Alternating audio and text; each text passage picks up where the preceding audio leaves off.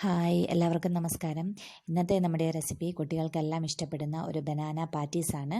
അപ്പോൾ അത് എങ്ങനെയാണ് റെഡിയാക്കുന്നതെന്ന് നമുക്ക് നോക്കാം. ആദ്യമായിട്ട് പഴം പുഴുങ്ങിയെടുക്കുക. ഏത്തപ്പഴമാണ് എടുത്തിരിക്കുന്നത്. അത് പുഴുങ്ങി അതിൻ്റെ നാരും ഉള്ളിലുള്ള കുരുവും എല്ലാം കളഞ്ഞിട്ട് വൃത്തിയാക്കി എടുക്കുക. 4 പഴമാണ് ഞാൻ എടുത്തിരിക്കുന്നത്. ഇനി ഇതിലേക്ക് നമുക്ക് കുറച്ച് തേങ്ങ ചേർത്ത് കൊടുക്കാം.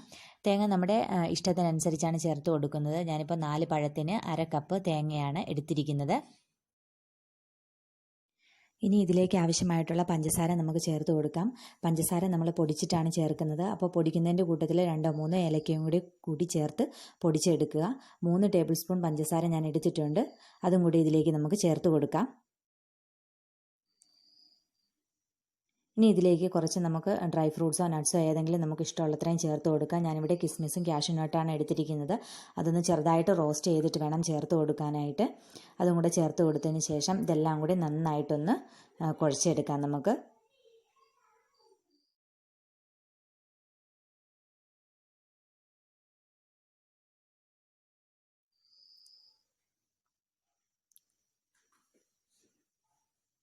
ഇതിപ്പോൾ നമ്മൾ നന്നായിട്ട് കുഴച്ചെടുത്തിട്ടുണ്ട്. പക്ഷേ കുറച്ച് ലൂസായിട്ടുള്ള കൺസിസ്റ്റൻസിയാണ് നമുക്ക് കിട്ടുന്നത്. അപ്പോൾ ഇതൊന്ന് ടൈറ്റ് ആക്കാനും ഇതിൻ്റെ ടേസ്റ്റ് ഒന്നുകൂടി കൂട്ടാൻ വേണ്ടിയിട്ട് നമ്മൾ കുറച്ച് ബ്രെഡ് ക്രംസും കൂടെ നമ്മൾ ഇതിലേക്ക് ചേർത്ത് കൊടുക്കണം.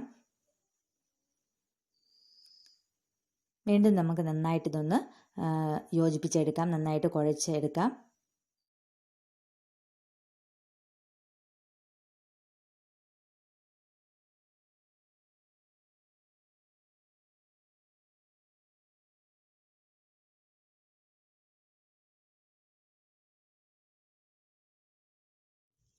നന്നായിട്ട് കുഴച്ചെടുത്തതിന് ശേഷം ചെറിയ ചെറിയ ഉരുളകളാക്കി പരിപ്പുവടയ്ക്കൊക്കെ പരത്തിയെടുക്കുന്നത് പോലെ നന്നായിട്ട് പരത്തിയെടുക്കുക. അല്ലെങ്കിൽ കട്ട്ലൈറ്റൊക്കെ നമ്മൾ ചെയ്യുന്നത് പോലെ റൗണ്ട് ഷേപ്പിൽ നമ്മൾ ആക്കിയെടുക്കുക.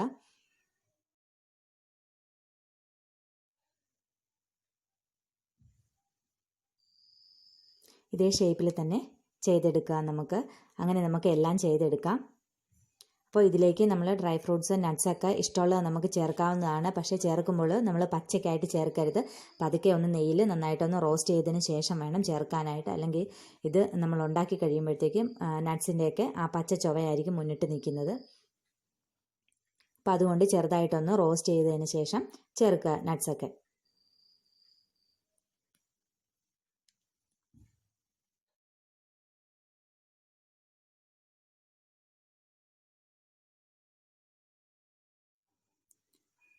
ഇതുപോലെ നമുക്ക് എല്ലാം റെഡിയാക്കി എടുക്കാം. പാറ്റീസ് എല്ലാം റെഡിയാക്കി എടുത്തിട്ടുണ്ട്. ഇനി നമുക്കിതൊന്ന് പാനിൽ വെച്ചിട്ട് നന്നായിട്ടൊന്ന് ഷാലോ ഫ്രൈ ചെയ്തെടുക്കണം. നമുക്ക് അതിന് വേണ്ടിയിട്ട് നമുക്കൊരു പാൻ അടുപ്പിലേക്ക് വെച്ച് കൊടുക്കാം.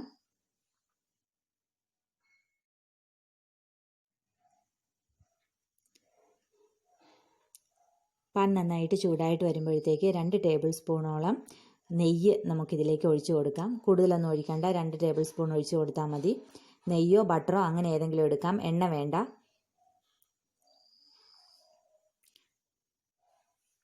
നെയ്യ് നന്നായിട്ട് ചൂടായിട്ട് വരുമ്പോഴത്തേക്കും നമുക്ക് പാറ്റീസ് ഓരോന്നായിട്ട് പാനിലേക്ക് വെച്ച് കൊടുക്കാം.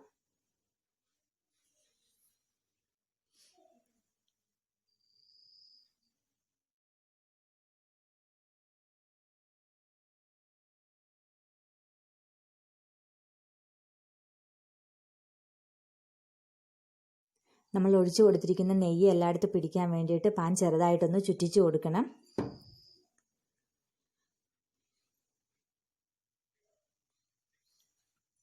ഒരു ബ്രൗൺ കളർ ആവുന്നവരെ നമുക്ക് 2 സൈഡും നമുക്ക് മറിച്ചും തിരിച്ചും ഇട്ട് കൊടുത്തിട്ട് നന്നായിട്ട് മൊരിയിച്ചെടുക്കാം. ഇപ്പോൾ ഒരു സൈഡ് നന്നായിട്ട് മൊരിഞ്ഞിട്ടുണ്ട്. നമുക്ക് പതുക്കെ ഒന്ന് മറിച്ചിട്ട് കൊടുക്കാം.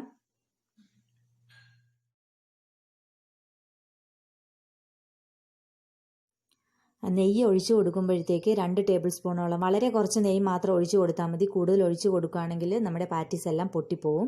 അതുകൊണ്ട് അത് വളരെയധികം ശ്രദ്ധിക്കുക. നമ്മൾ 2 ടേബിൾ സ്പൂണോളം മാത്രം നെയ്യ് ഒഴിച്ചു കൊടുത്താൽ മതി.